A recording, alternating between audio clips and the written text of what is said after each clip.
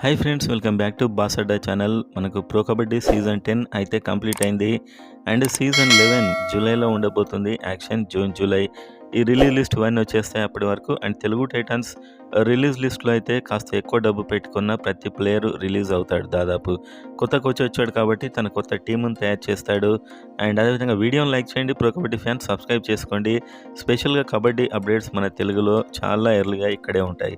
And వీడియోలోకి వెళ్ళినట్లయితే మీరు తెలుగు టైటన్స్లో ఎవరిని కొంటే బాగుంటుంది అనేది కామెంట్ చేయండి. అండ్ నెక్స్ట్ మనం చూసినప్పుడు ఇప్పుడు ప్రతి ప్లేయర్ అంటే చాలా టీమ్స్లో ఉన్న మంచి మంచి ప్లేయర్స్ ఎందుకు రిలీజ్ అవుతారు అని మీరు అనుకోవచ్చు. కానీ వాళ్ళు డబ్బు కోసం రిలీజ్ అవుతారు. ఇప్పుడు ఆల్రెడీ తక్కువ డబ్బుకి వాళ్ళు ఆడుతున్నారు. సో వాళ్ళు చాలా ఫేమస్ అయ్యారు కాబట్టి ఆషు మాలిక్ అయినా లేకపోతే అర్జున్ దేశ్వాల్ కూడా అనుకోవచ్చు. ఇలాంటి ప్లేయర్స్ ఇంకెక్కువ డబ్బు వస్తుంది అనుకుంటే యాక్షన్కి వస్తారు. కానీ ఇక్కడ మనకి ఏంటంటే ఆ టీమ్స్కు ఎఫ్బిఎం ఉంటుంది. అంటే వేరే టీం కొన్నా కూడా అదే అమౌంట్కి ఎఫ్బిఎం కార్డు వాడినట్లయితే వాళ్ళకి వెళ్ళిపోతాడు. సో దీనివల్ల తెలుగు టైటన్స్ లాంటి టీమ్స్కి షాక్ అని చెప్పొచ్చు వేరే ప్లేయర్స్ని కొనడానికి.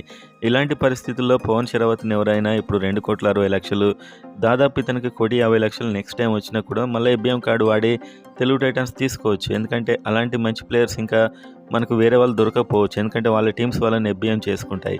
సో ఇలాంటి సందర్భాల్లో పవన్ శరవత్ ఉండే అవకాశాలు ఎక్కువగా ఉన్నాయి.